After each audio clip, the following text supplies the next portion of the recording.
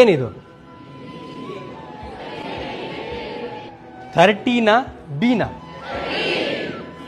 13 ಆಮೇಲೆ IM ಆಮೇಲೆ 13 ಆಯ್ತು, ಬಿ ಆಯ್ತು, ಎಂ ಆಯ್ತು, ಐ ಆಯ್ತು, ಇನ್ನೇನು ಡಬ್ಲ್ಯೂ. ಓಕೆ ವೆಯ್ಟ್, ಇವಾಗ ಹೇಳಿ